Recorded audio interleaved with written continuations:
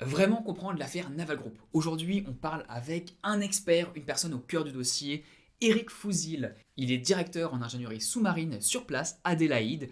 Donc on va parler d'abord de l'impact de l'affaire pour les employés sur place, ce qui va se passer pour eux. On va aussi comprendre le contrat, comment ça se fait qu'un contrat aussi gros puisse être brisé ainsi, quelles vont être les répercussions financières. Ça, c'est la première grande partie. Deuxième partie, on aura presque un cours magistral de la part d'Eric qui va nous raconter l'histoire des tentatives d'achat de sous-marins par l'Australie. Parce que oui, il y a eu d'autres anecdotes, d'autres déboires, d'autres histoires assez folles, notamment avec le Japon.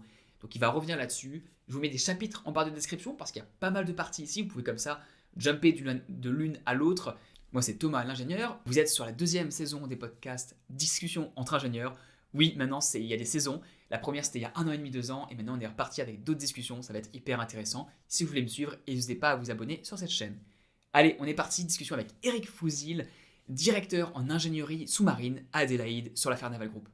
Alors, de ce que j'ai compris, tu as été diplômé, donc tu es ingénieur de ENSTA Bretagne, qui à l'époque, donc 95, qui c'était études et techniques d'armement. Puis tu as rejoint Exactement, ouais.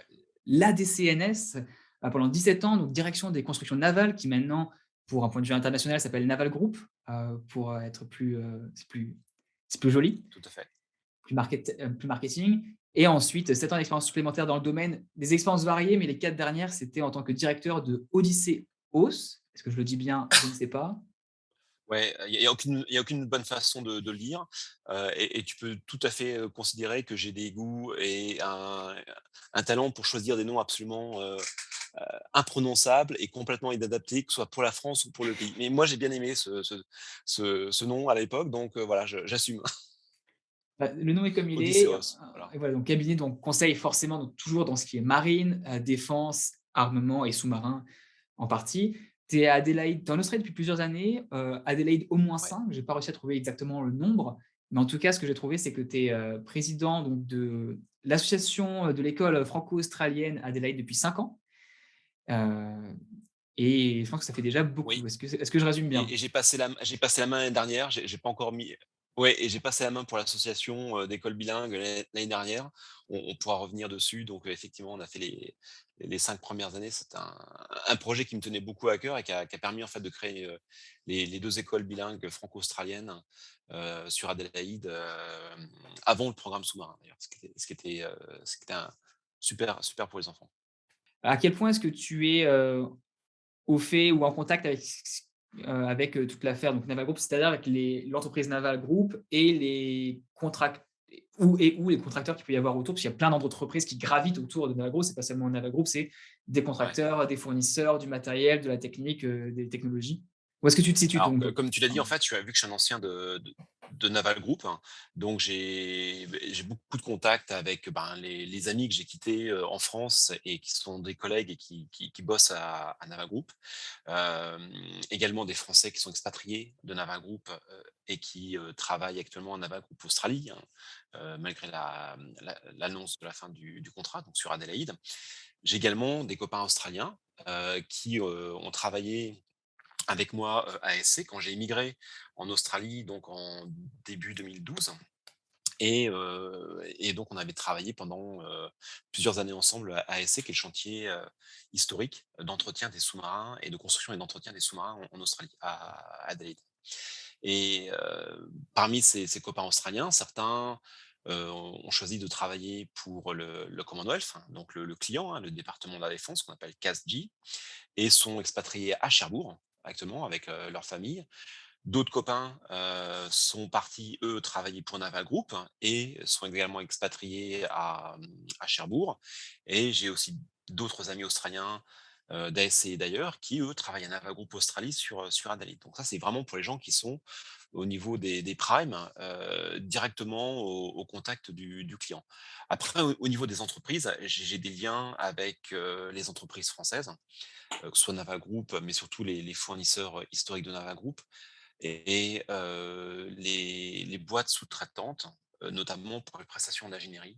Donc je peux citer par exemple, Principia, qui réalise des travaux d'ingénierie au niveau des études d'analyse de structure, par exemple, en France, et d'autres qui font des prestations, par exemple, au niveau de l'emménagement. L'emménagement, c'est tout ce qui est la CAO il y a une boîte qui s'appelle Fiva, par exemple, qui est basée à Cherbourg et qui a racheté, des entreprises australiennes qui s'appellent Kaja et Cadego.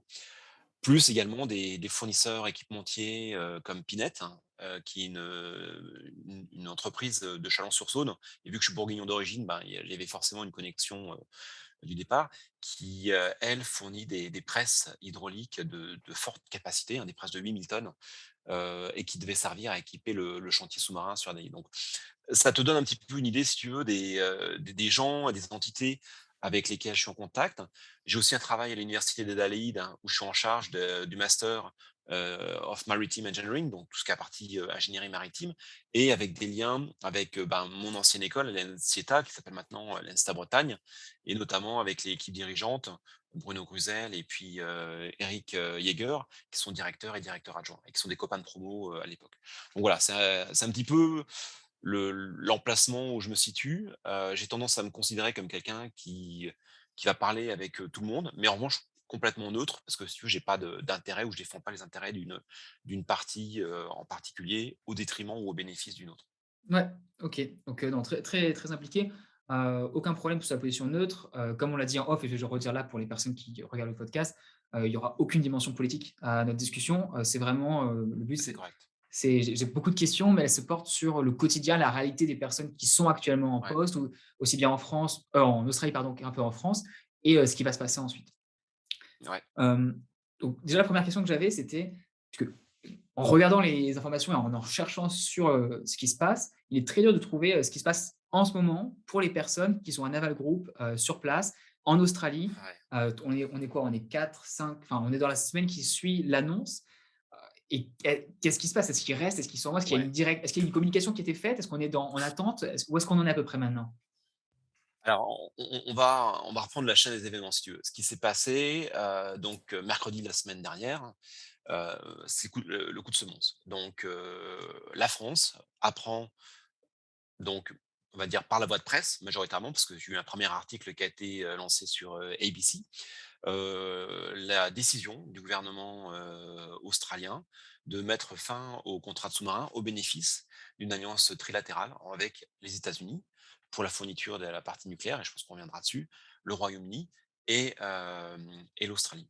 Ce qu'on sait, c'est qu'a priori, le gouvernement français, a été averti à peine quelques heures, par, le gouvernement australien de l'intention de mettre fin au contrat. Heu, le lendemain, le jeudi matin, donc 7 heures ou 7h30 heure locale en Australie, conférence, trilatérale en direct avec effectivement Boris Johnson, Scott Morrison et Joe Biden et c'est là que toute la partie médiatique, se met en branle. Au point de vue de Naval Group, la nouvelle a été apprise en même temps que le relevé de presse. Et quand je dis, en même temps, c'est en même temps en France et en Australie. Il n'y avait eu aucun signe, annonciateur dans les jours ou les semaines auparavant que, ça allait être, pour donner un tout petit peu plus de contexte, ce contrat de sous-marin, en fait, c'est pas un contrat, c'est un ensemble de contrats. La façon dont le département de la défense australien, construit ce type de contrat majeur, c'est pas un contrat et puis, voilà, pendant 25 ans ou 30 ans, ça roule. Ce sont des contrats qui s'enchaînent les uns avec les autres. Au stade où on en était, en septembre, le dernier contrat qui s'appelait CWS-1 pour Core Work,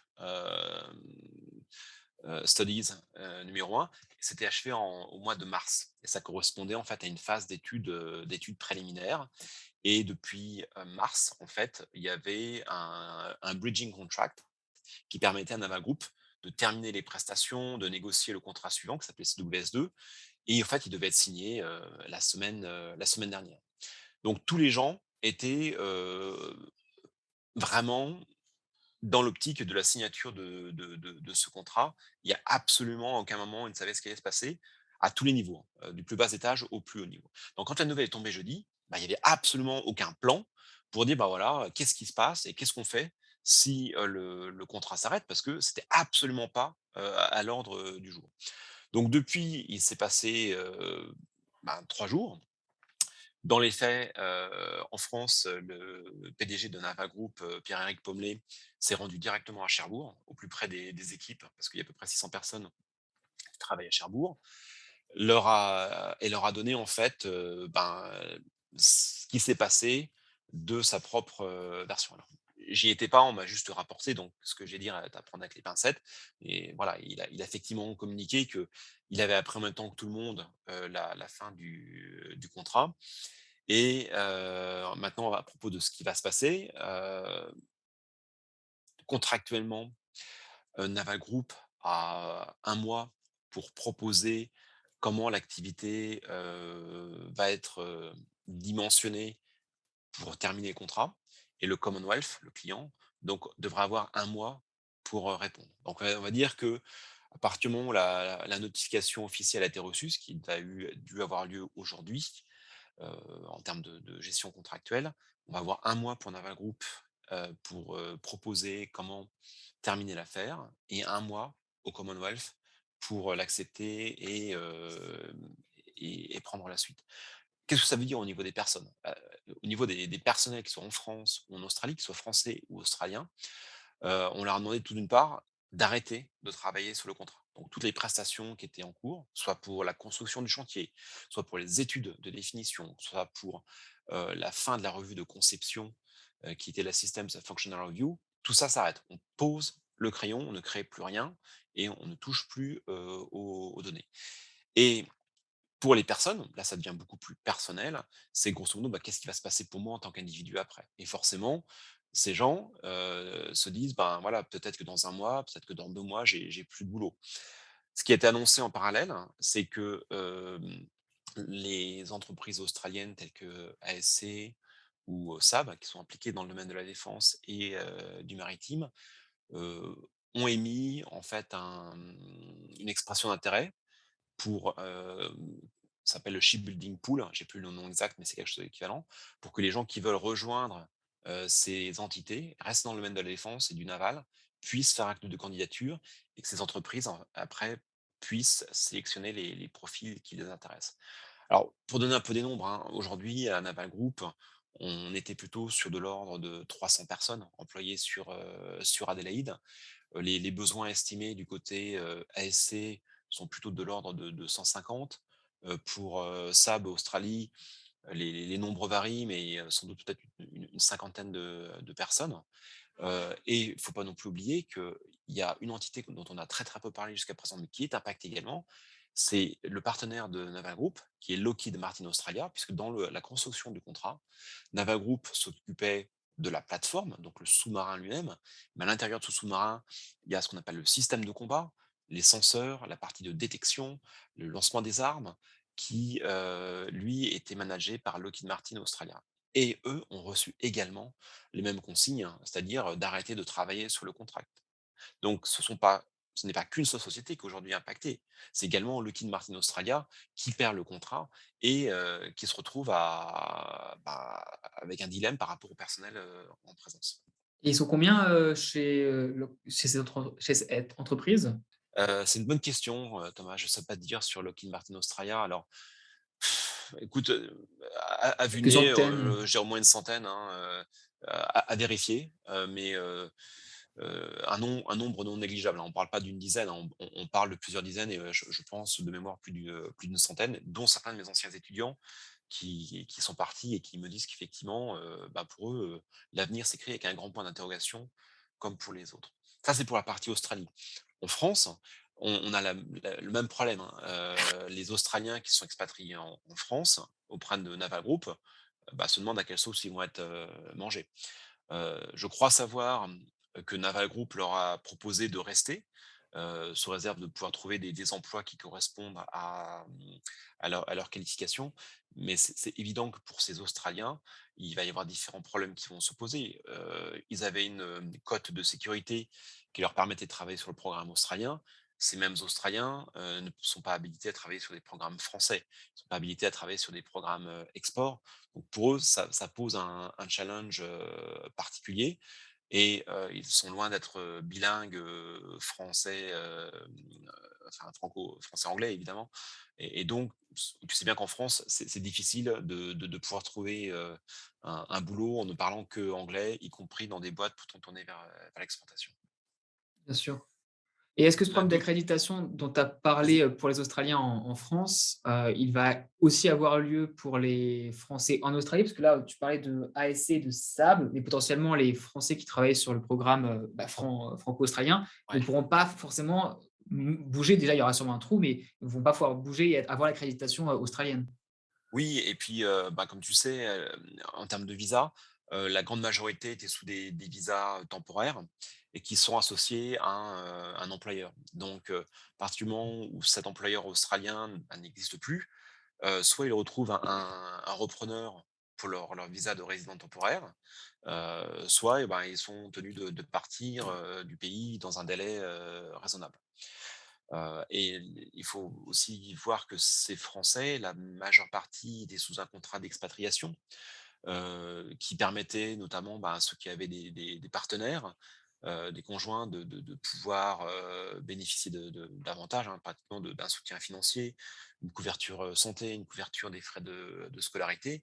À partir du moment où ce contrat d'expatriation n'est plus mis en marche, bah, ces personnes vont avoir, sans doute beaucoup de difficultés à trouver un emploi avec une rémunération qui procure le même niveau de vie, le même niveau d'avantage. Il faut être très, très lucide, là-dessus. Ouais. Faut pas non plus considérer que c'était des expatriés qui roulaient sur l'or, même si le contrat d'expatriation était, pouvait être considéré généreux vu de la France. On sait tous très bien que la vie en Australie est extrêmement chère et que venir avec sa famille et parfois son conjoint qui a laissé son métier en France en expatriation, ben, ça coûte très, très, très, très cher.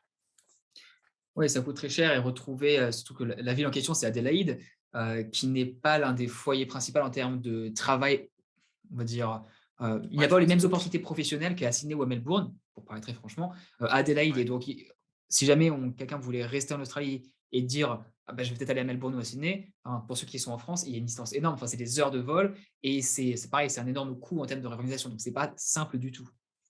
Ouais et sans doute, bon, même si en Australie, on est quand même beaucoup plus indulgent par rapport à ça, il y a le fait que de quitter une entreprise qui coule, c'est jamais facile, sur le CV. Donc on imagine un Français qui est venu travailler pour Naval Group, en Australie, qui est là depuis, on va dire quelques mois, hein, parce qu'au Mmh. maximum, c'est des durées de 2 à 3 ans.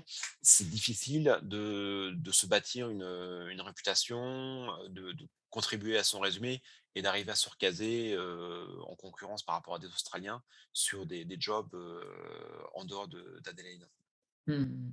C'est très donc en somme, il y a 2 choses possibles. Il y a le plan que Naval Group va proposer, à Commonwealth aux clients sur Ouais, comment sortir du contrat, qui peut être rapide, mais ça peut aussi, peut-être durer sur plusieurs semaines, voire 1 ou 2 mois de plus selon les conditions qui sont données et ouais, potentiellement pour une très faible partie qui se sont fait approcher potentiellement déjà par ASC ou SAB, d'avoir une opportunité à cet endroit-là, mais c'est pas du tout gagné d'avance et il y a plus de personnes affectées parce qu'il y a 2 compagnies, il y a pas seulement Naval, il y a aussi Lockheed Australia que tu as Lockheed, ouais, Lockheed Martin Lockheed Australia. Martin Ouais. Australia, et donc il y aura beaucoup plus de personnes sur le marché, pour un certain nombre de postes, faibles disponibles. Donc c'est pas évident. Oui et puis, tu bien, là, les gens sont en train de se remettre du choc, de l'émotion, suscitée. Ils étaient dans une entreprise qui était là pour, des dizaines et des dizaines d'années. On parle d'un sous-marin qui, devait, naviguer dans les années 2030. Donc voilà et c'était un projet extrêmement ambitieux. On construisait un chantier naval à partir de rien. On construisait, un nouveau design de sous-marin. Ce sont des produits qui ont des durées de cycle de vie qui sont très longues, hein. Il faut, plus de 10 ans pour faire la conception d'un sous-marin. Il faut jusqu'à 8 ans pour construire un sous-marin. Voilà, c'est des durées qui sont sans aucune mesure par rapport à ce qu'on peut voir dans l'industrie, automobile, par exemple. Et là, soudainement, ils partent, sur une vision qui était le temps long. Ils peuvent se projeter sur, 5, 10, 15 ans tranquillement à, bah, demain, vous n'avez plus rien. Et une fois que tu te remets de ce choc émotionnel-là, quand tu es australien, bah, tu dis: «Ben, ouais, OK, maintenant, voilà, si je veux rester dans la défense, on est, plus de 300, il y a peut-être que la moitié d'entre nous qui vont rester dans la défense. Et je vais sans doute pas attendre que Naval Group et le Commonwealth, le client, me disent qu'est-ce qui va s'advenir de moi. Je vais sauter sur les premières opportunités. Et c'est pour ça qu'aujourd'hui, les gens qui sont en Naval Group Australie sont sans doute tous en train de mettre à jour leur résumé et puis de postuler extrêmement rapidement. Alors, il y a quand même quelque chose qui est assez étonnant et qui a peut-être choqué tes auditeurs, notamment en Europe, c'est que l'annonce a été faite le mercredi soir. Moi, dès le jeudi matin, j'avais des recruteurs qui me contactaient, heu, pour, heu, pour des postes. Alors, même moi qui suis pourtant pas sur la ligne de front. Donc tu imagines bien que les recruteurs ont dit tout de suite: «Bon, c'est triste, mais il y a une opportunité derrière d'acquérir des talents qui ont travaillé pour Naval Group et de pouvoir les replacer, dans le domaine de la défense». Alors, là-dessus, il y a peut-être une petite explication à avoir. Parce qu'en fait, qu'est-ce qui va se passer? L'accord, indique que, le Royaume-Uni, les États-Unis, l'Australie vont travailler pendant les 12 à 18 mois à faire un plan d'acquisition des sous-marins. Un tel plan, ça demande des ressources qui aujourd'hui n'existent pas nécessairement au département de la défense. Et si on regarde bien l'histoire de ce programme, ATTACK, heu, il y avait donc pour le client un technical office, qui lui était gréé au départ à plus de 90 par des consultants externes. Donc qu'est-ce que les boîtes de recrutement se disent actuellement? Elles se disent: «Ben, oui, il va sans doute y avoir la même chose». C'est-à-dire que le technical office qui existe à du départ, il y a des gens qui vont partir, il y a des gens qui vont rester, mais il y a sans doute des opportunités pour que, un phénix qui renaisse des cendres de ce technical office, soit là pour conseiller le gouvernement dans le plan, pour, l'acquisition des sous-marins, nucléaires. Donc voilà, aujourd'hui ce qui se passe sans doute au niveau des entreprises de recrutement. Et ça, c'est une tendance qu'on a vue, vraiment, tout de suite, dès le lendemain et partout. En t'écoutant, c'est vrai que ça me fait réfléchir par rapport au fait que les personnes qui viennent ici, qui sont venues ici, notamment les Français, qui ont décidé de venir à Adélaïde sur des projets de temps aussi longs, c'est des projets de vie. C'est pas seulement: «Je vais prendre un travail en Australie, je vais faire 2 ans». Exact. C'est surtout quand c'est les familles, enfin, c'est des personnes qui travaillent dans l'industrie. Être à ce niveau-là de compétences, il faut déjà avoir plusieurs années, d'expérience en général pour venir ici, au Tu as début. raison. Et donc c'est tous des personnes qui ont fait des choix mûris et c'est des choix qui se sont dit: «Bon, je peux peut-être partir 3, 5, 10, peut-être plus en Australie», et avoir, du jour au lendemain quelqu'un qui tape à la porte pour, «Bonjour, vous auriez un CV?» Bien sûr, les gens, comprennent, mais c'est comme le cycle du deuil. Il y a un déni et une phase de choc, tu as parlé de phase de choc, après il y a la phase de déni, de négociation, d'agressivité par rapport à ce qui se passe, mais avant d'accepter ça et de passer à la suite, ça peut prendre un peu de temps quand même. Mais malheureusement, le temps, les personnes l'ont pas forcément. Ouais. Et ça c'est important, je pense, de ce que tu viens de dire sur l'investissement personnel. J'ai des amis qui travaillent à Naval Group, Australie, qui m'ont dit qu'il y a des gens bah, qui ont craqué, hein, littéralement, émotionnellement, parce qu'en fait, ce projet-là, c'était leur bébé, quoi. Ils avaient tellement investi de temps, d'efforts, ils avaient mis tout leur cœur heu, que le fait de voir d'un claquement de doigts tout disparaître, on est un peu dans le film, Infinity Wars, hein. C'est Thanos qui claque des doigts et puis, voilà, tout part en poussière, hein. On en est là, hein, Donc en aujourd'hui, termes de pour ces non, gens. en termes de perspective, puis enfin, clairement, il va y avoir des remises en question. Il y a des personnes, enfin, là, on parle des personnes qui veulent rester, mais il y en a beaucoup qui ne vont sûrement pas vouloir rester parce que c'est tellement gros que, de toute façon, bah, si l'aventure va sûrement s'arrêter là en même temps que ce projet. Tu as raison, il peut y avoir 2 types de réactions. Les gens qui vont dire: «Ben, moi, la défense, ça m'a vraiment plu, le peu de temps que j'y ai fait et je veux rester». Et d'autres qui disent, alors là, plus jamais parce qu'en fait, j'étais attiré par ce domaine de la défense et puis maintenant je me suis pris une grosse claque et j'ai pas envie de revivre ça.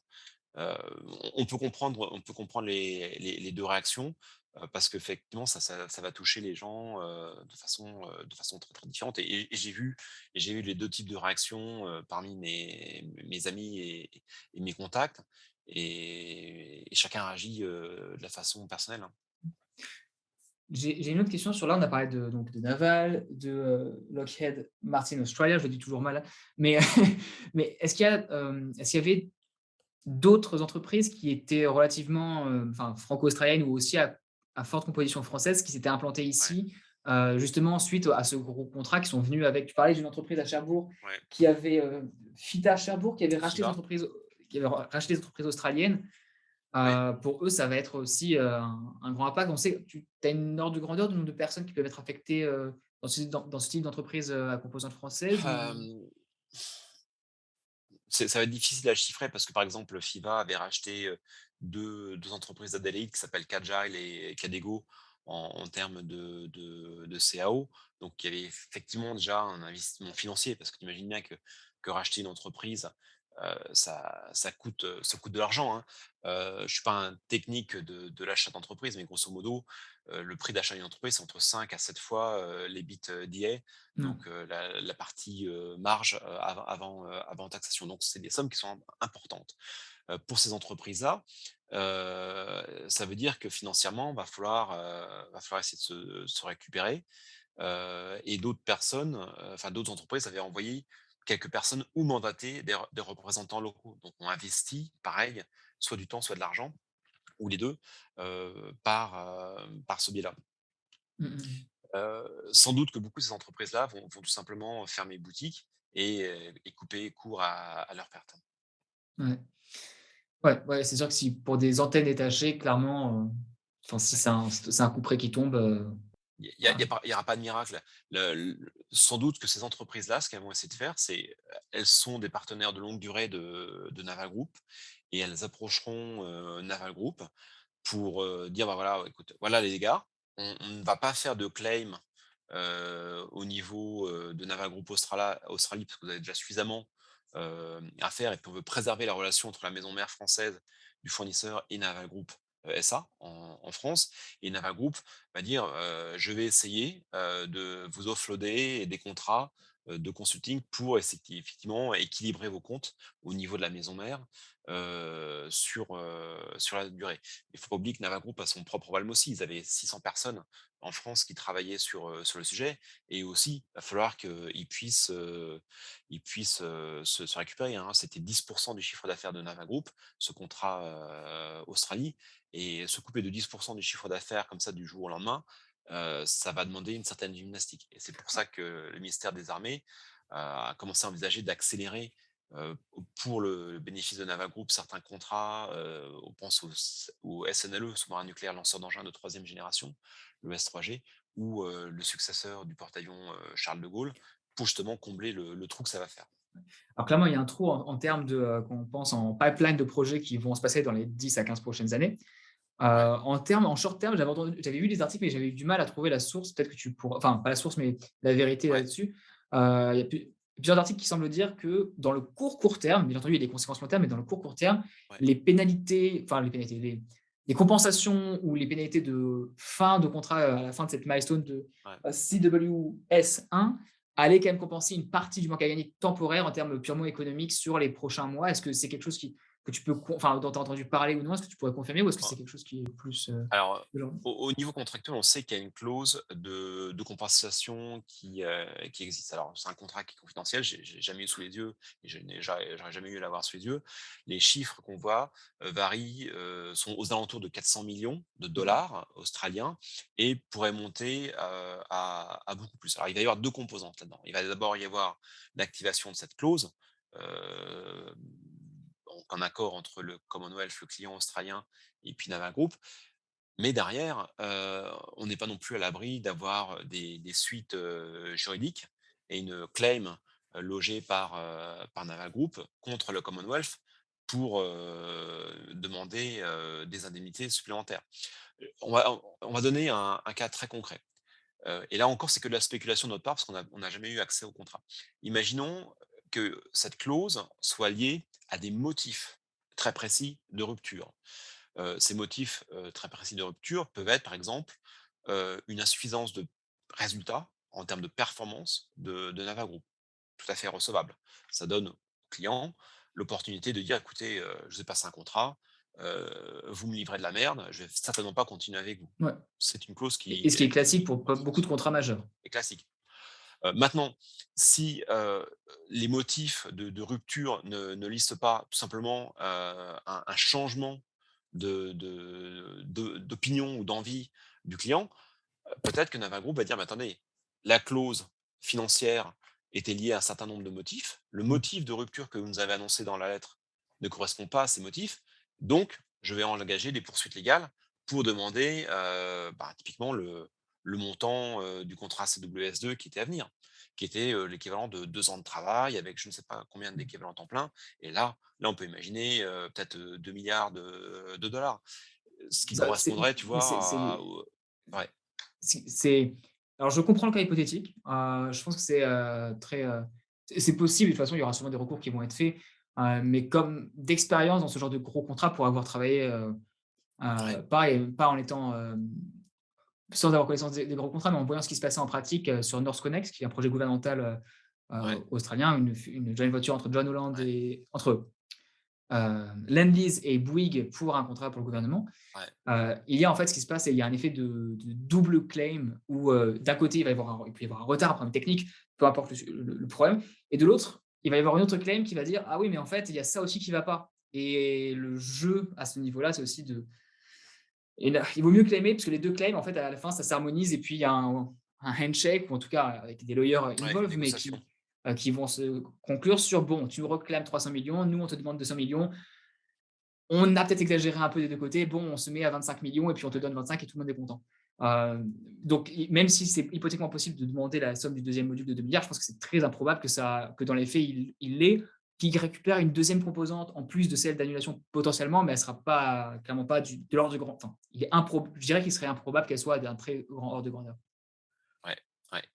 Vraiment à voir, et on a dit qu'on parlerait pas politique, mais il faut se rappeler qu'effectivement, au niveau de Naval Group, le propriétaire majoritaire, c'est l'État français et l'État français va aussi sans doute, donner ses directives, via le conseil d'administration de Naval Group par rapport à l'objectif de compensation, à avoir. Ce qui peut être tout simplement la clause, du contrat et puis un calcul qui est fait Mmh. ou, ou autre chose. Mmh. OK. J'avais une autre question et qui va un peu pas sur le sujet, parce qu'on reste sur ce sujet principal, mais c'est plus sur, l'aspect, t tu l'as mentionné un peu, il y a des doubles diplômes en ce moment, il y a une école franco-australienne à Adélaïde. Mmh. J'imagine que le fonctionnement d'une école franco-australienne ne va pas être affecté tout de suite, mais c'est plus si des personnes partent, il va y avoir un changement au niveau des effectifs. Mais c'est plus le côté, est-ce que à moins qu'il y ait quelque chose d'autre que je manque et je serais ravi d'entendre, ce qui peut Ouais, changer, surtout que tu as été président de l'association dans l'école, donc tu pourras m'en dire plus. ouais, L'autre question à laquelle j'avais pensé au début, c'était plus sur le double diplôme qu'il peut y avoir entre, l'ENSTA et l'université d'Adélaïde, le ouais, master en ingénierie, dans le sous-marin. Qui risque enfin, en tout cas, si j'étais un francophone, est-ce que j'ai envie d'aller faire ce double diplôme maintenant, sachant que les perspectives ouais. changent totalement? Ça semble compromis, en tout cas. Qu'est-ce que tu peux en Ouais, dire d'un point ouais. de vue de ce qu'on sait actuellement ou de ce qui se dit, Bah, là? aujourd'hui, donc le double diplôme qui existe entre l'ENSTA Bretagne et puis, l'université d'Adélaïde, hein, où je travaille, était, donc a été initié il y a 3 ans, était d'une durée de 5 ans, donc 5 promotions. La façon dont ça marchait, tu avais les 6 premiers mois qui étaient faits par, 5 Français et ou Françaises et 5 Australiens, Australiennes, à Brest, hein, à l'ENSA Bretagne, de septembre à Noël, on va dire. Et ensuite, ils venaient faire un semestre avec nous à l'université d'Adélaïde sur le premier semestre de l'année calendaire. Et puis le dernier semestre était un projet de fin d'études. Vu que l'ENSTA Bretagne, en fait, a une tutelle qui est le ministère des Armées, j'imagine que dans ce cas particulier, il va y avoir une décision prise conjointement par, le ministère des Armées et puis la direction de Bretagne sur l'opportunité de continuer, ou pas. Et là, c'est le point d'interrogation, c'est le point d'interrogation total, quoi. Il y a Mmh. forcément un intérêt pour les élèves, mais après c'est d'un point de vue, affichage et puis d'un point de vue stratégique pour la France. Est-ce que ça vaut le coup de continuer, ou pas? Mmh mh. Je ne sais pas. Mmh. Et aux côtés, de l'école, franco-australienne à Adélaïde, en concret, est-ce que tu sais s'il va y avoir un impact? Enfin, est-ce qu'un impact Oui. est Oui, il y a déjà eu un écrit qui est de dire que l'école est complètement déconnectée enfin les 2 écoles, école primaire et école secondaire, sont complètement déconnectées du programme sous-marin et ça continue, de toute façon puisqu'il y a un énorme intérêt des Australiens pour l'école, Hem, pour te donner un ordre d'idée, en fait, cette école, elle, admet, plus de 80 d'élèves qui, ne parlent pas un mot de français dans la filière, bilingue, et les 20 qui restent sont soit des enfants de couples binationaux, soit des enfants, de couples, d'origine francophone, canadiens, belges, suisses, français, et cetera, ou d'Afrique, francophone. Donc, aujourd'hui, le fort, intérêt, de ce programme bilingue pour les familles australiennes, il reste, et il était absolument pas lié au programme sous-marin. Donc, heu, on va croiser les doigts, pour s'assurer que ça continue. Et tu avais mentionné que ça avait été fait avant en plus le programme Ouais, officiel? Donc il y ouais. a si ça a été fait avant, il y a peut-être plus de chances que ça reste sur la durée aussi? Ouais, donc c'est pour ça qu'on insiste bien pour que les politiques, évitent de tirer des conclusions, rapides, et de tirer des traits sur la comète. Parce que on il y a tellement de bénéfices à ce programme d'éducation, bilingue, binational, qu'aujourd'hui, on imagine on imagine difficilement quel serait l'argument, pour le département de l'éducation de dire, «J'arrête», parce que le but n'a jamais été d'alimenter, le programme sous-marin par ses élèves, bilingues. C'était un but académique tout à fait différent, et en parallèle de l'expérience, d'école sino-australienne, donc chinois-australien, qui avait été ouvert, en même temps. Ah d'accord, OK. Bon, c'est au moins c'est alors est-ce que je suis trop optimiste à voir ça comme une bonne nouvelle dans un dans un océan Il de faut il assez faut il faut être remué? optimiste, parce que si on ne l'est pas, personne ne le sera à notre place. Donc, oui, Heu, on y croit. En tout cas, non sur toute section, bah, écoute, déjà, rien que sur tout ce dont on a parlé, merci beaucoup. Est-ce qu'il y a sur la partie enregistrée de la discussion, est-ce qu'il y a une dernière chose que tu voudrais peut-être préciser pour aider à la compréhension pour, quelqu'un qui est extérieur, notamment mon public est donc principalement en France, Ouais. ou dans les pays francophones, il y a aussi, des Belges qui me regardent et puis des gens un peu en Afrique du Nord. Est-ce qu'il y a un élément d'aide à la compréhension que tu pourrais leur donner en plus? Hem, je pense que sur l'aspect contrat, on a déjà bien évoqué le fait que c'est un contrat par tranche. C'est-à-dire qu'en fait, on avançait par bloc de 1 à 2 années, parce que on a un gouvernement, australien qui a cette habitude-là, au département de la défense, d'y aller morceau par morceau, avec un souci important qui était de contrôler, en fait, le ou les, fournisseurs, et que, d'un point de vue, ben, de la suite, c'est effectivement une décision, politique, et et que, par ailleurs, surtout par rapport à tes auditeurs, qu'ils fassent extrêmement attention à ce qu'ils vont voir circuler, sur internet. Parce qu'en fait, forcément, les différentes parties en présence, vont avoir, des réactions émotionnelles, il va y avoir des réactions passionnelles. On va avoir, toutes les justifications entre les différentes parties pour dire que c'est, moi qui ai raison et c'est toi qui as tort, et un très bon résumé, c'est de dire, ben, c'est comme dans une relation, hein. Quand vous êtes en couple, avec quelqu'un, quand ça part en sucette, c'est toujours la faute de l'autre, hein, c'est jamais de sa propre faute. On est toujours nickel. Et ben là, c'est la même chose. À plus haut niveau, entre 2 entités ou 2 gouvernements ou 2 pays, finalement, c'est des réactions humaines, et parfois c'est très personnel. Quand on veut jeter, le bébé avec l'eau du bain, ben, on dit: «Ben, c'est ta faute, hein». Voilà. Donc, ouais, un peu un tout petit peu d'explication humaine et rationnelle sur tout ce que, tes auditeurs vont voir, sur internet, parce qu'il va y avoir du French bashing, et vice versa. Il y a pas de souci.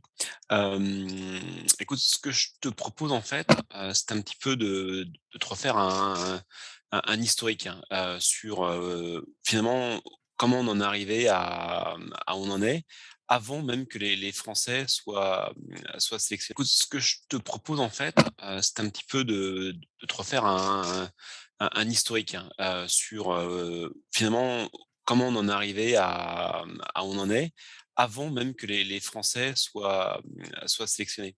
Alors, ça paraît rien, mais en fait, heu, la rupture du contrat, avec la France, c'est encore une nouvelle étape dans, dans le programme d'acquisition d'un sous-marin par l'Australie, qui s'appelle, donc ce programme s'appelle SEA, 1000, donc SEA 1000, et c'est encore qu'un épisode. Alors certes, forcément, qui nous touche beaucoup en tant que Français, mais il y a eu déjà des épisodes incroyables qui se sont passés. Donc ce que je te Allons-y. propose, c'est en quelques minutes, c'est un petit peu peut-être de refaire le point de ce qui s'est passé. Alors, j'ai quelques transparents, et si ça te va, Ah mais carrément, je je m'attendais pas à ça. je Go! je vais te proposer je vais infliger ça à toi. Donc ça, si tu veux, c'est ce que présente à mes étudiants, ingénieurs, pour leur expliquer qu'en fait, ben, quand on est ingénieur, ça serait génial si c'était que de la technique, parce que c'est ce qui nous fait vibrer. Mais parfois, en fait, bah, il y a des choses qui sont non techniques et qui ont un impact, complètement concret dans les projets qu'on mène. Et typiquement, dans ces cours que je donne à l'université, il y a cette partie-là, c'est vous êtes ingénieur, mais voilà, ce à quoi vous attendre et qui va vraiment vous compliquer la vie. Ces quelques planches, en fait, ça fait la genèse du programme d'acquisition des sous-marins par l'Australie, et en l'occurrence, on va remonter, un peu plus de 10 ans en arrière, en 2007, alors que ça faisait que même pas 10 ans que les 1ers sous-marins, construits en Australie, de la classe Collins, étaient en opération, que l'Australie commençait à se dire: «Bon, ben, va falloir qu'on prépare le coup d'après». Et si je remonte à 2010, il y avait un amiral qui s'appelait, qui s'appelle toujours d'ailleurs, l'amiral Moffitt, même s'il est en retraite maintenant, et qui disait à une conférence qui s'appelle Submarine Institute of Australia en 2010, bah, quelles sont les options qu'on a pour remplacer les sous-marins de classe Collins, qui venaient tout juste de déverminer, hein, parce qu'ils avaient énormément de problèmes au lancement de ces sous-marins, qu'ils avaient une très mauvaise presse, parce que la presse australienne est absolument sans pitié pour les programmes de défense. Et il disait, voilà, on a quatre options à évaluer, et c'était un petit peu flou à l'époque. Est-ce qu'il fallait garder le Collins? Est-ce qu'il fallait prendre ce qu'on appelle des MOTS? Alors les MOTS, c'est un acronyme anglais qui veut dire Military Off the Shelf. C'est-à-dire, voilà, il y a un produit existant et puis on va le prendre. Ou est-ce qu'il fallait prendre d'autres options? Et dans ces autres options, il disait, ben voilà, est-ce qu'il faut prendre quelque chose qu'on va développer nous-mêmes? Est-ce qu'on a la capacité industrielle? Et se poser plein, plein, plein de questions. Et il faut se Mmh. rappeler que l'Australie, c'est un pays qui a une aversion profonde du risque, et pour lequel, en fait, ce qui compte, ce n'est pas finalement le résultat final, c'est plus souvent le processus par lequel on aborde le problème qui importe. Et dans cette mentalité australienne, on va dire: «Ben, voilà, j'ai un problème, je vais procéder à une réflexion qui va me donner le meilleur processus pour résoudre ce problème, et si j'ai le meilleur processus, forcément, quand j'appliquerai, la solution sera la meilleure possible». Alors que nous, Français, on est un peu plus instinctif, hein, et on va plus rechercher ce qui, nous paraît être la bonne option, et on va embrasser les risques sur le chemin. Donc vous voyez, 2 approches très, très différentes d'un point de vue culturel. Donc quand je reviens à ce problème de remplacement de sous-marin Collins, à l'époque, on avait 4 options qui avait été proposé par le département de la Défense. L'option là numéro 1, c'est de dire: «Bah, voilà, j'ai un sous-marin, et ben, finalement, le sous-marin, il va vieillir, mais je vais, finalement reproduire ces sous-marins. Je vais relancer la machine à impression et je vais les régénérer». Grosso modo, ça reprend un petit peu, ma comparaison a ses limites, mais bah, vous prenez les voitures, hein, vous avez la Peugeot 408, vous avez la première version, vous avez la deuxième version, et vous avez des batchs et vous changez la carrosserie, mais le châssis reste le même. Bon, ça, c'est limite parce que effectivement, un sous-marin, c'est pas une voiture, et réciproquement, mais c'est un petit peu l'idée de dire, ben, j'allais reprendre les sous-marins existants de la classe Collins, les changer un tout petit peu pour traiter les obsolescences, et puis, ben, ma foi, je continue. La deuxième option, c'était différent. C'est ce qu'on appelait la version MOTS. Donc, une des hypothèses, c'était de se dire, bah, il y aura peut-être d'autres sous-marins qui auront été créés entre-temps, et peut-être qu'un de ces sous-marins-là correspondra finalement à une solution pour les besoins de l'Australie. Mmh. La troisième option, c'était de dire, ben voilà, je prends un sous-marin existant et je le fais évoluer à partir de ce design, y compris le Collins, pour intégrer les nouvelles capacités qui intéresseraient l'Australie par rapport aux missions à remplir. Et puis l'option 4, c'était de dire, ben, je vais développer un sous-marin complet. Alors avant que tu passes au Heu slide d'après, est-ce que je peux essayer d'un guess? Le sous-marin que nous on leur a vendu, c'est un 3 alors? Si on prend un truc qu'on a fait nous et on l'améliore? Ou et c'est ben non, c'est une option 4 carrément, en fait. ah C'était l'option d'accord. 4. Ouais, mais tu as raison, hein, dans les faits, ça ressemble à un 3, sauf que c'est tellement, évolué d'un sous-marin, de classe Barracuda, donc classe Suffren en France, que, c'était devenu une option 4. Alors, tu as raison, hein, on va balayer les options. Ils ont commencé par l'option 1. Du départ, ils ont dit: «Bah non, on va pas reproduire le même sous-marin, c'est bête et puis on va sans doute passer à côté d'opportunités». Donc en 2010, ça a été très vite écarté et puis en 2011, ils ont commencé un petit peu à regarder, les sous-marins, existants. Et alors, c'est là que, magie de l'histoire, on est quand même rattrapé par l'actualité et dans cette planche que j'avais faite, vous voyez les sous-marins existants. Alors, les 4 sous-marins du haut, ce sont des sous-marins, conventionnels à propulsion diesel électrique, hein. Donc vous avez que, les sous-marins, en fait, ils ont besoin d'énergie pour évoluer sous l'eau et bah, l'énergie, hein, que ce soit un avion, une voiture, un véhicule, c'est souvent ce qu'on appelle une énergie aérobie. Donc vous avez besoin d'un comburant, l'air, l'oxygène, qu'on brûle avec un carburant pour générer cette énergie et soit on a une propulsion, mécanique physique, hein, la chaîne de transmission dans une, voiture, ou une poussée, donnée par les turbines d'un avion, ou bien on génère une énergie, par exemple, électrique et on stocke cette énergie électrique dans des batteries qui ensuite est restituée, au consommateur, donc un moteur électrique et puis, au système à bord.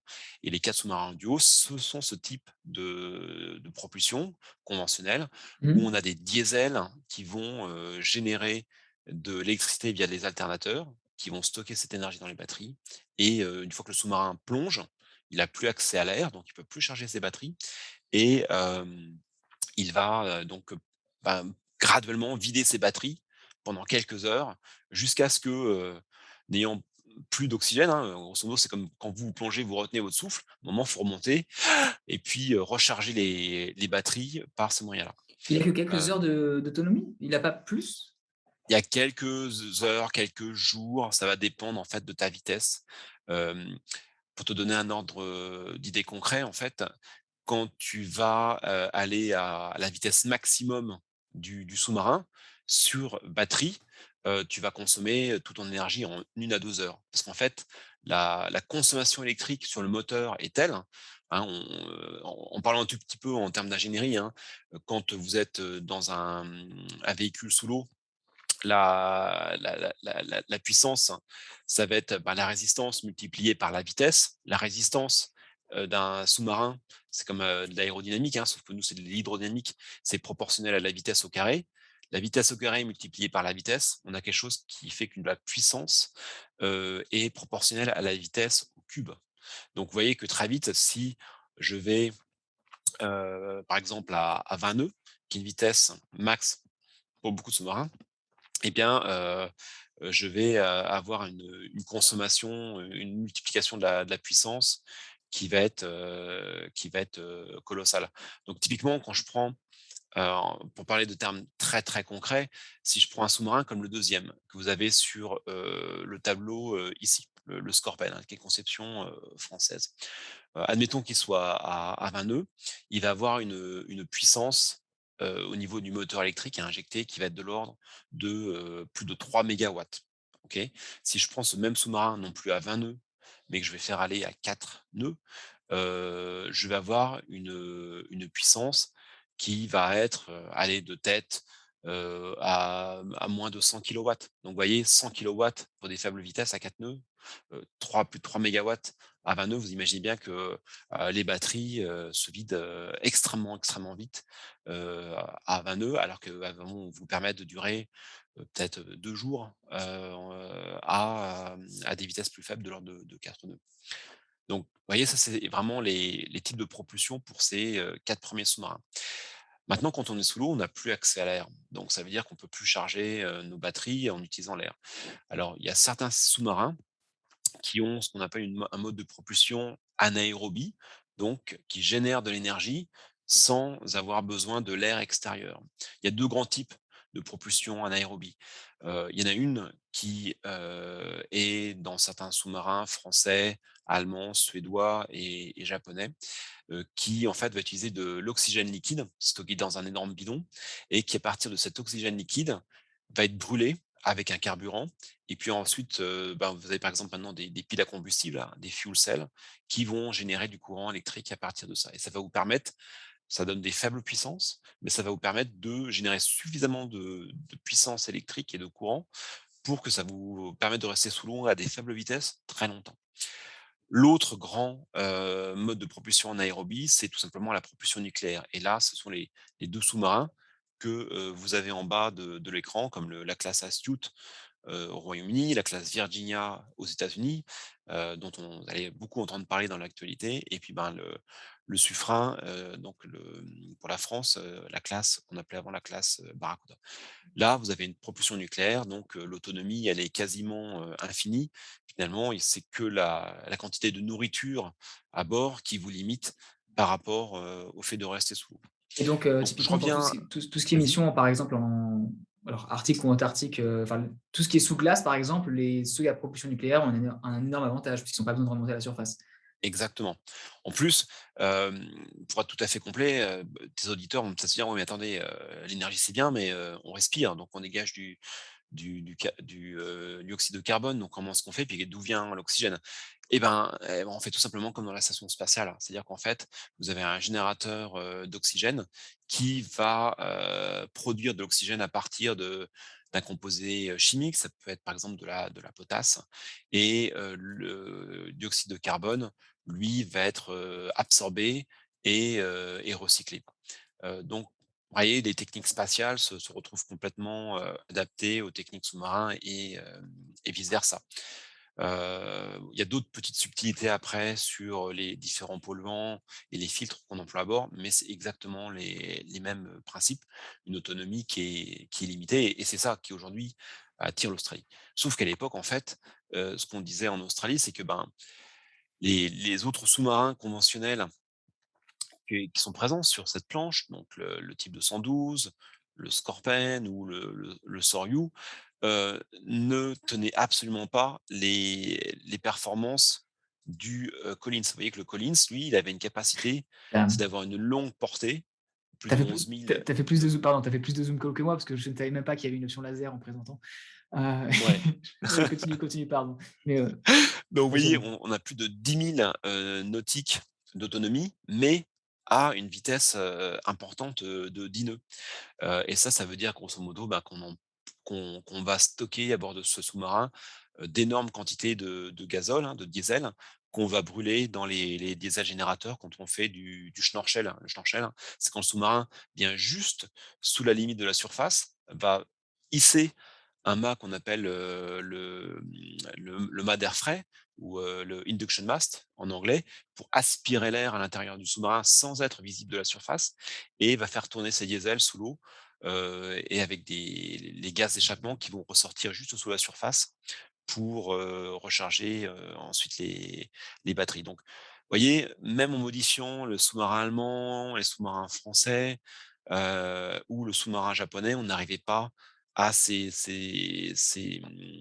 portée en fait, importante, spécifique à l'Australie. Parce qu'en fait l'Australie, a besoin de naviguer avec ses sous-marins de la base de Perth en Western Australia jusqu'en mer de Chine, méridionale et ça prend 15 jours, donc il faut 15 jours à 10 nœuds pour aller là-bas. Ensuite, on peut rester un mois et ensuite on redescend de nouveau, 15 jours. Donc quand vous avez 2 mois de déploiement d'un sous-marin, de type Collins, eh bien, dans les faits, ça veut dire que, il y a 15 jours de transit pour y aller, un mois vraiment utile sur place et 15 jours pour rentrer. Donc c'était pas possible et cette option d'utiliser ces sous-marins existants, a été balayée d'un revers de manche. Alors ce qui est intéressant, c'est que, l'histoire nous fait un clin d'œil parce qu'à l'époque, en 2011, on a dit: «Bah non, on va pas prendre l'Astute, on va pas prendre le Virginia, c'est des sous-marins nucléaires» et les arguments, qu'on avait en Australie à l'époque, c'est de dire: «Bah non, pour avoir des sous-marins nucléaires, il faut avoir une industrie nucléaire civile qui va nous permettre de donner le cadre réglementaire, qui va nous permettre d'avoir accès à des formations pour les personnels, de façon à travailler de manière sûre dans le nucléaire» et donc on avait dit: «Bah non, c'est dommage, ils sont magnifiques ces bateaux, mais on va pas les prendre». Donc c'était la fin de l'option 2 qui était, d'analyser des sous-marins, existants. L'option, 3 était de dire: «Ben, voilà, je vais prendre un sous-marin et je vais faire évoluer ce sous-marin». Alors là, je vous ai donné un exemple. C'est par exemple le sous-marin de classe Scorpène que la France avait vendu au Chili. C'est la première fois qu'on faisait cette nouvelle gamme de sous-marins et il y a eu après le Chili, il y a eu la Malaisie, il y a eu l'Inde qui ont acheté ces sous-marins avec des versions un tout petit peu différentes au niveau de la motorisation. Parce qu'ici, vous voyez qu'il y a, alors c'est sur 2 rangs, hein, donc il y a 4 moteurs diesel et pour la Malaisie et l'Inde, ils ont choisi, une version à 2 moteurs diesel un peu plus gros. Et pour le Brésil, le dernier client en date, ils ont fait une version, plus longue parce qu'en fait, il y avait besoin d'un peu plus d'autonomie et donc ils ont coupé le sous-marin en 2. Ils ont rajouté cette tranche au milieu avec, vous voyez des caisses à gazole, hein, c'est des réservoirs de carburant, plus des soutes à vivre un peu plus importantes là, c'est des bannettes, hein, c'est les endroits où les gens dorment, un peu plus confortables. Et malgré ça, en fait, tous les concepteurs de sous-marins qui ont été sollicités et à qui on a dit: «Ben, est-ce que vous avez un sous-marin sur étagère qu'on pourrait, modifier de façon à avoir, ben, un peu plus d'autonomie, pouvoir aller plus loin?» Ils ont tous dit: «Ben, oui, on peut faire ça, mais vous voyez, c'est pas forcément, hyper sexy et hyper adapté, à vos besoins». Et c'est la conclusion qu'en a tiré le Commonwealth en disant: «Bah non, cette évolution, de sous-marins existants ou reprendre des sous-marins existants, ne marche pas». Et donc ils ont dit: «Bon, bah, voilà, faut qu'on continue à réfléchir». On était en 2011 et en 2012, ils ont fait venir, monsieur David Gould, qui est un citoyen de la couronne, britannique, avec toute l'expérience qu'il avait accumulée, au Royaume-Uni dans les managements de sous-marins et qui était en charge, en fait, de réfléchir, et de mener l'organisation, en charge de réfléchir pour le programme Futur Sous-marin, au bénéfice de l'Australie. Il a fait ça pendant 3 ans, et il faut être très clair, hein, quand on fait venir quelqu'un comme ça d'un pays, anglo-saxon et je pense que tous les pays ont cette tendance-là, il vient pas tout seul, hein et il vient avec son équipe ou choisit des gens, qu'il connaît pour travailler avec lui et donc il a fait venir 2 experts britanniques dans le domaine du sous-marin qui s'appellent Simon Todd et Chris Edmonds et ils étaient chargés de mener une, IPT, donc Integrated Project Team, pour, avoir une force de travail, donc des ingénieurs, des project managers, pour proposer des solutions et travailler sous les ordres de David Gould. Sachant que c'est à cette époque, en 2013, que, le Rear Admiral, le contre-amiral, Greg Samut a pris ses responsabilités en tant que pur Australien et ancien commandant de sous-marin, à la tête, du, programme Futur, sous-marin. Donc un peu une transition, où le Royaume-Uni, en tout cas ses ressortissants du Royaume-Uni étaient les conseillers, les experts techniques, mais quand même avec un Australien, qui était là pour, s'assurer que ça allait, répondre bien aux besoins opérationnels australiens. Donc quand vous regardez un petit peu les planches, à l'époque, hein, qui présentaient, à l'issue de 1 an de travail de cette équipe, intégrée technique IPT, qui était quand même composée majoritairement de personnel, de l'industrie, on a quelque chose d'intéressant. On voyait que cette équipe qui était chargée de conseiller le département de la défense, au sein du département de la défense, donc le DMO qu'on a ici, ça correspond à la DGA en France, la délégation générale pour l'armement, qui est chargée de l'acquisition et de l'entretien des assets du ministère des Armées. Il y avait 10 personnes en fait, de la DGA, enfin du département de la défense. Il y avait 2 personnes de la marine, donc vraiment les gens au contact du produit, hein, du bateau. Il y avait un expert scientifique du DSTO, donc c'est l'équivalent de la partie, recherche scientifique de la DGA.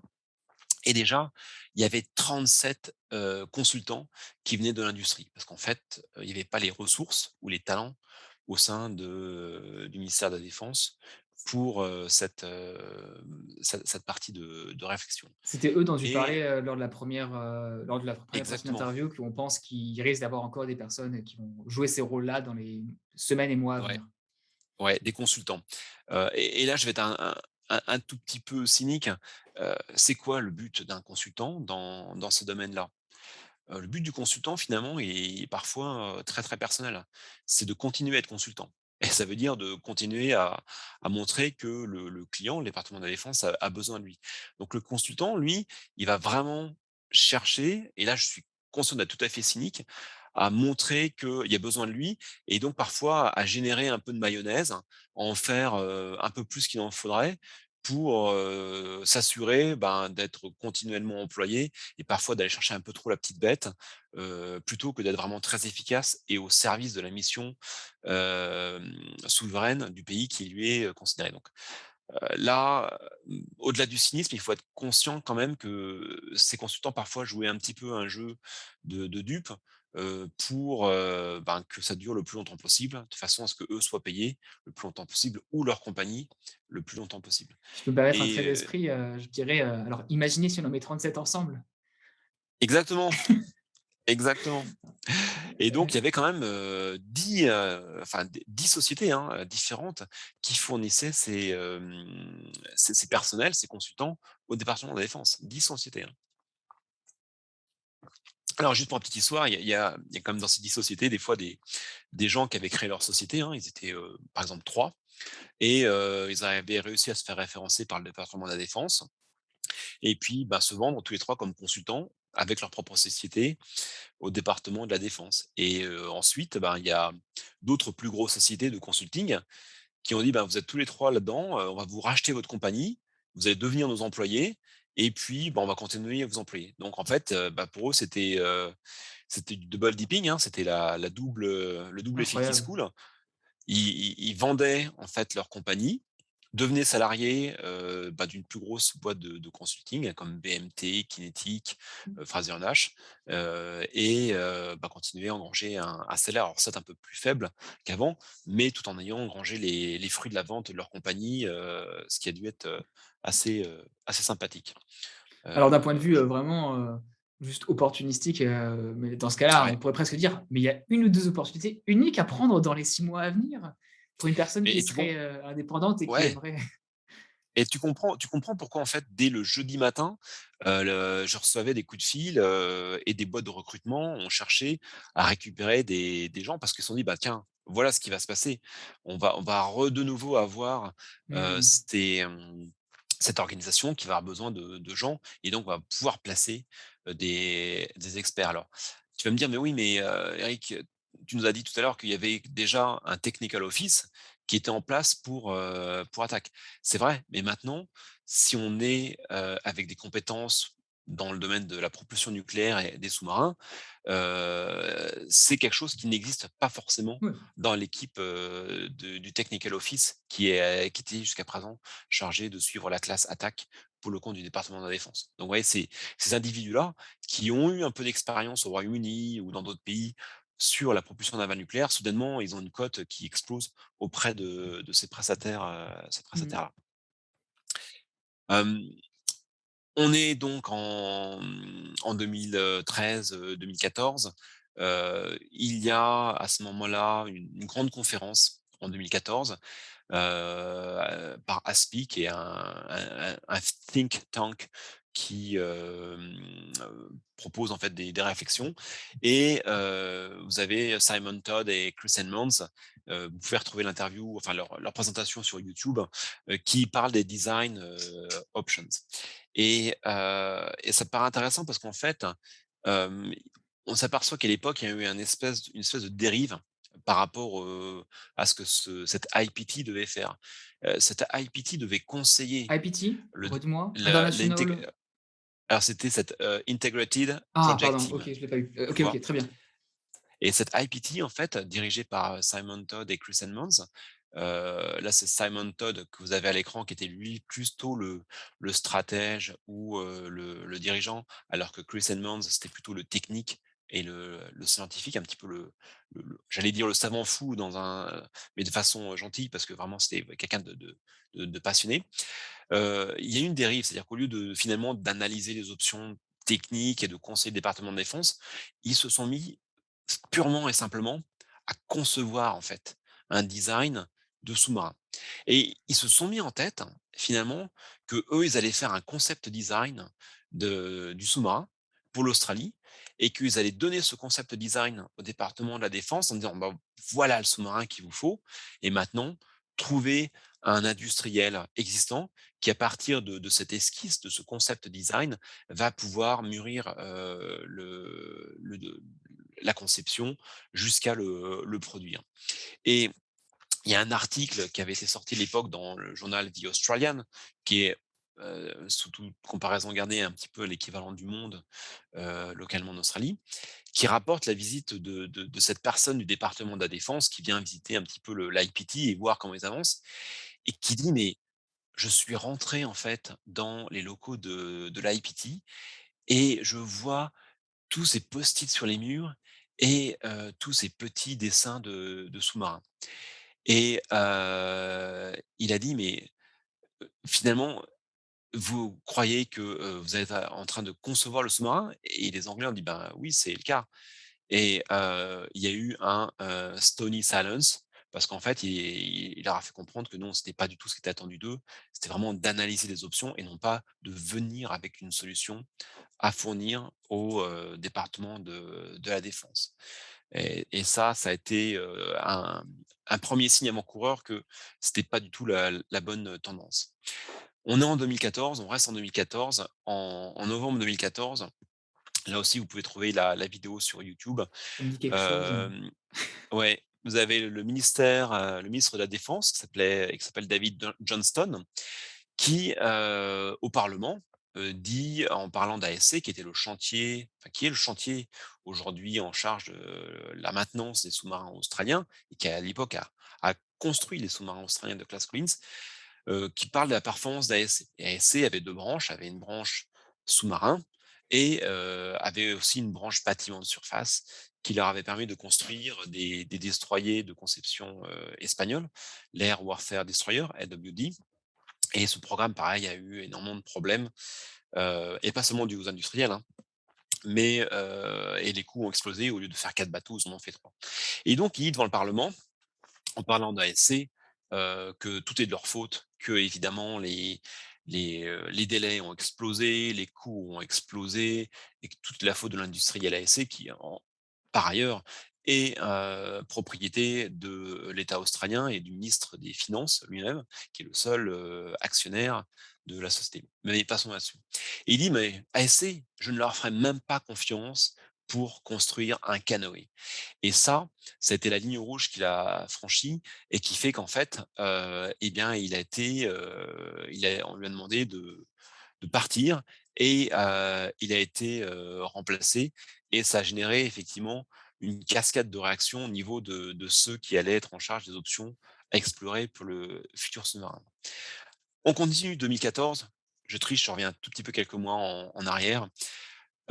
Saab, en Suède, reprend la pleine propriété de Kockums, qui est le chantier naval concepteur des sous-marins suédois et qui était devenu la propriété de TKMS, en Allemagne. Avec un mouvement, complètement, hallucinant, une nationalisation avec la police, suédoise qui débarque à Kockums, qui met des scellés partout pour éviter que les Allemands ne partent avec la propriété intellectuelle des Suédois. Enfin un vrai roman, d'espionnage et ça a été annoncé, devant toute une assemblée en conférence. Les Suédois qui disent à toute l'assemblée, voilà, ce matin, Saab devient, par décision du gouvernement suédois, le propriétaire de Kockums. Et donc, vous imaginez la tête des Allemands dans la conférence qui ont été obligés de répondre. Enfin, c'était vraiment de la science-fiction dans le monde, à l'époque feutré de la défense. Donc, avec tout ça, on a des évolutions qui se passent. Ça commence à secouer au niveau de DMO, donc la DGA australienne en charge d'évaluer les différentes options. Et pour cette option 3, qui était finalement basée sur je prends le sous-marin Collins conçu par les Suédois et je le fais évoluer, eh bien, avec la reprise, de l'option, enfin de Kockums, le concepteur des sous-marins Collins, en service en Australie par Saab, on se dit: «Bah, ça y est, Maintenant les Suédois sont revenus dans le jeu. Ils sont complètement en possession de la propriété intellectuelle. Ils ont plus de risque d'être pollués par les Allemands qui vont, leur, savonner la planche de façon à peut-être essayer de placer un sous-marin allemand en Australie, et on va vraiment évoluer vers un sous-marin Collins qui va évoluer et qui va s'améliorer et qui va être la solution pour, le produit, les besoins australiens que les Suédois, ben, connaissent depuis bien longtemps. Et en plus, les Suédois, heu, font eux-mêmes leur, conception pour leur propre sous-marin qui s'appelle la classe A26, Blekinge, et ça va être super. Et manque de bol ou plutôt manque de compétences, manque de vista, malheureusement mes amis de Saab ne perçoivent pas qu'ils sont pas du tout sur la bonne piste, dans la communication et la présentation des solutions, au département de la défense. Et ils arrivent avec des bonnes intentions, ils reprennent les ingénieurs brillants qui, sont encore en service, à Kockums, et qui, connaissaient bien et qui ont travaillé sur les sous-marins de la classe Collins, et ils disent aux Australiens: «Écoutez, faites-nous confiance, on sait ce qu'on fait». Et ils remettent des documents qui sont, ma foi, assez légers au département de la défense, qui, dit: «Mais on n'est pas convaincus du tout, et on n'a pas du tout la conviction que Saab Kockums, a les compétences et la capacité de mener de front le programme A26 pour leur propre pays, la Suède, et va mettre les ressources à disposition et les compétences à disposition pour le programme australien». Donc plein de doutes. Et puis donc Warren King, qui, avait remplacé l'anglais, David Gould après les problèmes à la tête de l'IPT. Là aussi, sa tête, tombe, et il part en retraite. Et ça a continué jusqu'en 2015, où finalement le nouveau ministre de la Défense, Kevin Andrews, dit: «Voilà, l'option 1 a échoué, pas question qu'on prenne les Collins et qu'on fasse le traitement des obsolescences en l'état actuel. L'option 2, qui est de prendre finalement des sous-marins existants, ben, ne marche pas, et voire de faire évoluer ces sous-marins existants, on n'arrivera pas à avoir un design qui soit compétitif par rapport aux sous-marins Collins actuels». Et puis une option 3 qui consiste à finalement à regarder si ces sous-marins-là ne conviennent pas, est-ce qu'on peut faire évoluer le Collins? Eh bien, Saab Kockums en Suède n'arrive pas à démontrer qu'ils ont la capacité, la compétence pour mener à bien, cette, option. Et donc on en arrive à cette fameuse option 4, où le ministre de la Défense dit: «Ben voilà, on va faire en 2015 une compétition». Alors, pas ouverte à tout le monde, mais uniquement, à un certain nombre de pays pour, bah, avoir un nouveau design. Et donc en 2015, on se retrouve finalement avec, cette compétition, et quelques planches qui disent: «Ben, voilà, qu'est-ce qu'il faut faire?» Alors vous retrouvez des planches extrêmement, génériques qui, Oui. oui, tu as une question? Non, non, c'est oui, c'est très générique. Ouais, c'est très générique. Alors on dit: «Mais attendez, c'est ça que votre IPT elle a fait?» Et et donc un processus qui va remplacer le Collins, et qui a finalement conduit à la sélection de 3 pays pour, la compétition, donc l'Allemagne, le Japon et puis, la France. Et vous voyez, en fait, encore une fois, ces planches qui sont, absolument génériques sur les requirements. Et une planche que j'aime beaucoup en fait, hein, qui montre bien, la mentalité. Alors sur cette planche-là, on voit les points importants, hein, qui sont, le contrôle des risques, le contrôle des coûts, et qui Ouais. finalement, sont des choses qui sont persistantes, hein, dans la mentalité australienne. Et surtout cette planche-là qui finalement, montre un petit peu ce qui s'est passé avec, l'IPT. Et ça, ce qui est assez extraordinaire, c'est que ça a été montré, comme le résultat, hyper réfléchi, hyper mûri et extrêmement étayé des travaux de cette fameuse IPT dirigée par David Gould et puis ses consultants anglais et les consultants locaux de la défense qui montrent finalement, les bénéfices à aller vers, une classe nouvelle par rapport à une classe évolution. Alors si vous arrivez à bien comprendre ce graphe, faites-moi signe parce que moi j'avoue que ça n'a pas été extraordinairement, convaincant pour moi, mais, apparemment, c'est ça qui a convaincu dans les échelons et Il est un peu on va galère, dire de hein, le slide façon en très vrai, polie. hein. Voilà, on va dire que c'est de façon très polie et donc vous voyez cette, competitive evaluation process, hein, qui a commencé, à l'époque en 2015 avec, à l'époque c'était DCNS, hein, qui est devenu Naval Group, TKMS pour les Allemands et puis le Japon. Alors là encore une fois, c'est un peu cousu de fil blanc parce que, la politique australienne, même si on va pas la juger, a évolué et le 1er ministre, Tony Abbott tenait absolument à ce que le Japon, participe et c'est lui qui a été chercher les Japonais. Alors non pas dans un accord commercial, hein, parce que c'était plutôt un aspect commercial pour les Français et les Allemands, mais uniquement un aspect gouvernemental pour, les Japonais. Et avec donc les différents aspects à considérer, pour, la capacité et ce qui va être, défini. Et à l'époque, il y avait 3 options qui avaient été définies. On m'a dit: «Bah, voilà, il faut que vous donniez les coûts et les risques et les bénéfices suivant 3 options. Le design fait chez vous et le bateau construit chez vous, dans votre propre, shipyard, dans votre propre chantier naval, ou bien une option où tout est construit en Australie, ou bien une option où il y a des morceaux construits chez vous et des morceaux construits, en Australie». Donc c'est un peu open. Là encore une fois, on parle que de la plateforme, mais évidemment, il y avait des choses imposées pour, la partie système de combat, qui sont très spécialistes, enfin pardon, très spécifiques, à l'Australie. Et donc, ce qui était attendu, c'était, de suivre ces différentes étapes et c'est marrant parce que ça, c'est une planche qu'on retrouve, beaucoup, dans la communication, la défense, australienne. Il y avait une phase un petit peu qui était de définition du besoin et c'est ça finalement, qui est ressorti comme étant la donnée de sortie de l'IPT, pendant, les années 2013-2014 et ensuite on est rentré dans cette phase de Competitive Evaluation Process, de CEP, où il fallait sélectionner un partenaire international.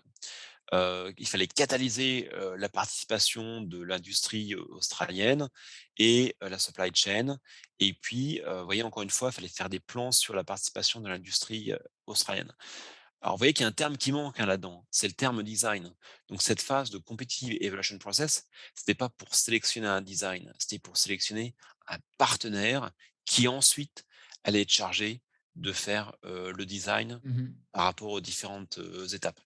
Donc vous allez me dire, ben, finalement, une fois que Naval Group, les Français ont été sélectionnés, où est-ce qu'on en était dans ces différents, étapes? Et ben, on en était, au troisième bullet point, finalement aujourd'hui avec la partie CWS1. On allait ensuite dans les 2 ans à venir, ou 18 mois à venir, faire, la partie entre le preliminary design et le detail design et ensuite, à partir de 2024, on allait rentrer vraiment dans le detail design. Donc ça vous permet de mettre un petit peu les choses, et la timeline dans le contexte, global. Donc, bon, je passe sur les restes des différents slides et sur les affaires de probity, qui ensuite se terminaient par, les différents, partenaires. Et ce qui est intéressant, c'est qu'ensuite, ben, les 3 compétiteurs ont chacun livré, des choses. On va commencer par nos amis japonais. Et les japonais, ils avaient fait le Soryu. Donc le Soryu, c'est le sous-marin, qui était à l'époque en service au Japon, le plus récent en tout cas et qui est toujours en service et le Soryu en fait, hein, a cette gueule-là et cet intérieur-là. Sauf qu'en fait ici, la tranche était un petit peu modifiée. Vous voyez que dans cette partie-là, on a une, deux, trois, quatre, presque 5 batteries. En fait, ce qu'il y a aujourd'hui dans le Soryu, c'est que dans cette tranche-là, on a un module de propulsion anaérobie. Vous savez, tout à l'heure, j'ai parlé Ouais. la propulsion à partir d'oxygène liquide et d'un carburant à bord des Soryu, japonais. En fait, on a un module de propulsion anaérobie, un AIP, qui est basé sur un moteur Stirling suédois. Et là, en fait, ce que les Japonais proposaient, c'était tout simplement la gamme suivante que les Japonais ont lancée, qui s'appelle, la gamme Oryu, qui a été lancée, il y a vraiment, quelques années et qui a été le premier sous-marin au monde, qui a basculé sur des batteries lithium-ion, parce que jusque-là, ça fait plus de 100 ans que les sous-marins naviguent avec des batteries, acide plomb. Donc ça, c'était la partie, japonais. Alors ce qui est, assez intéressant, et ça c'est plus culturel, hein, le but c'est pas de se moquer, c'est que les Japonais en fait, ont vu que c'était la première fois qu'ils essayaient d'exporter vers l'Australie. C'était parfois une approche un petit peu naïve. Vous voyez, quand on voit, World Quality Advanced Reliable Welding Skill, les Japonais en fait, de façon, extrêmement intéressante culturellement, avaient une angoisse terrible sur la capacité des Australiens à souder, l'acier japonais qui était à haute performance, élastique. Et ce qui est intéressant, c'est que moi, quand j'ai reçu à ASC les japonais, hein, de Mitsubishi et qu'on a parlé soudage, ils étaient absolument sidérés de voir, comment les Australiens arrivaient à faire du submerged arc welding, SAW, pour les éléments de coque, à l'époque déjà du Collins, en soudage, semi-automatique. Donc ça vous montre aussi que parfois ce monde industriel de la défense est tellement secret qu'on ne sait même pas ce qui se passe dans les chantiers et chez les concepteurs, autres, et qu'on se fait des idées et qu'on imagine parfois qu'on est les meilleurs, alors qu'il y a d'autres choses qui existent, et d'autres techniques pour, trouver une solution à un problème, commun. Bon, voilà rapidement la solution, japonaise. La solution allemande, elle était, là on voit bien un concept design complètement nouveau. Les Allemands n'avaient jamais eu un sous-marin, aussi gros, et ils avaient vraiment, fait cette représentation, à partir de la planche à dessin en disant: «Bah, voilà, on va faire notre sous-marin, à partir d'un nouveau concept». C'est pas une évolution d'un sous-marin existant, c'était vraiment un nouveau concept. Mmh. Juste pour la petite histoire, en fait, le paramètre principal important dans un sous-marin, c'est le diamètre. À partir du moment où vous gardez le diamètre d'un sous-marin, vous pouvez le rallonger. Tout à l'heure, je montrais, les Scorpènes qui avaient Ouais. évolué en parlant du Chili vers la Malaisie, l'Inde et le Brésil. On a gardé le diamètre et on l'a coupé au milieu, on a rajouté des tranches. Ça se fait très bien. À partir du moment où vous changez le diamètre d'un sous-marin, là, vous partez de zéro. Et pour la petite histoire, c'est un petit peu ce qui s'est passé avec les sous-marins espagnols, de Navantia, qui avaient travaillé sur les sous-marins Scorpène français. Ils ont essayé, à partir du Scorpène français, de créer leur propre sous-marin. Ils ont dit: «Bah, c'est pas grave, on va prendre le même design et puis on va faire une homothétie, quoi. On va le gonfler, on va changer le diamètre et puis on va Ouais. allonger, ça va passer». Et en fait, ça s'est terminé en catastrophe industrielle. Ça mériterait, un autre épisode, et ça marche pas bien. Et donc là, les Allemands, bah, effectivement, ils se sont dit: «Bah, on va faire un nouveau sous-marin, nouveau diamètre». Alors leur sous-marin est très beau sur le papier, mais quand on regarde un petit peu dans le détail, il y a des choses qui sont difficilement réalisables, hein, sur sous-marin. Vous avez des cloisons d'extrémités qui sont de très fort diamètre et que, l'Allemagne n'a jamais fait. Et en fait, en termes d'ingénierie, on a besoin d'une tolérance géométrique sur la forme, soit hémisphérique, soit torosphérique, qui, doit être extrêmement pointue de façon à résister au mode de collapse de la coque sous l'effet de la pression. On parle de sous-marins qui vont à plus de 300 mètres, donc on a des efforts de contraction sur la coque et qui sont absolument, inimaginables. Mmh. Et là, on va dire que les Allemands avaient vraiment un design, propre, mais le risque vu des Australiens, c'était que, ben, oui, mais vous avez jamais fait de sous-marin aussi gros, le risque paraît important.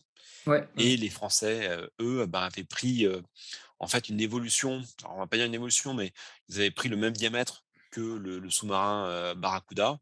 Et en fait, le leader de l'offre de Naval Group, qui s'appelle Sean Costello, qui est un Australien, pareil, ancien d'ASC, avait très bien compris que la mentalité australienne, c'était la minimisation du risque.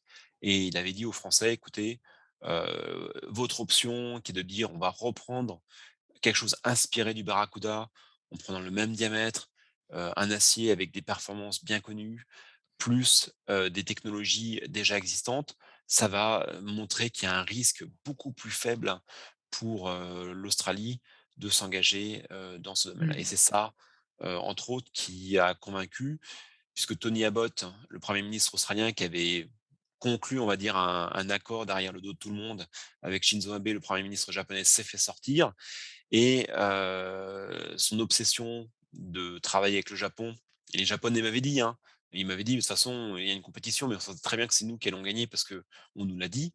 Il y avait encore une fois un accord, qui avait été donné entre le premier ministre australien de l'époque, Tony Abbott, et le premier ministre japonais. Il lui a dit: «Si, t'inquiète pas, je fais une compétition, mais c'est toi qui auras l'affaire». Et ben, ça n'a pas marché. Donc, de façon intéressante, j'ai une journaliste japonaise qui m'a appelé, la semaine dernière, qui m'a dit: «Mais Eric, rends-toi compte, au Japon, l'horreur et le choc que ça a constitué, c'est l'annonce que, Mmh. Naval Group n'a pas été sélectionné». Parce qu'en fait, au Japon, quand on donne sa parole, eh bien, l'honneur, ça compte, la parole donnée, ça compte et le fait de pour l'Australie, de retirer sa parole de l'engagement donné aux Français, ça a horrifié les Japonais et surtout, les Japonais se sont dit: «Mais si c'était pas les Français, mais les Japonais qui avaient été à la place, de Naval Group, ça aurait été une humiliation sans précédent» et le Japon aurait été, absolument choqué de cette manip.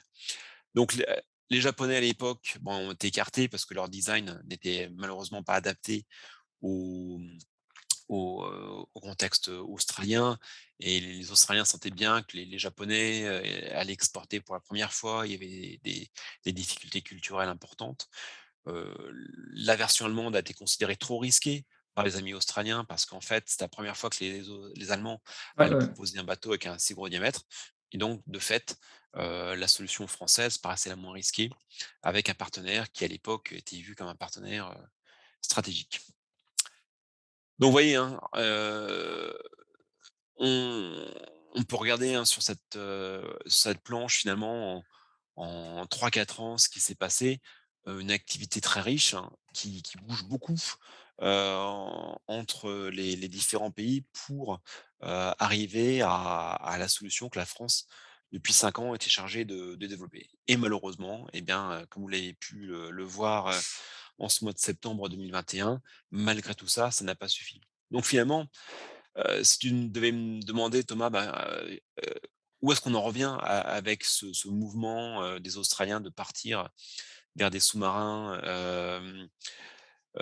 qui soient de conception, américaine hein, ou britannique, bah, je vais te dire, on va peut-être revenir, dans les années 2010. Et donc on est revenu 10 ans en arrière. Il va nous falloir minimum 20 ans si on va avoir un sous-marin construit en Australie.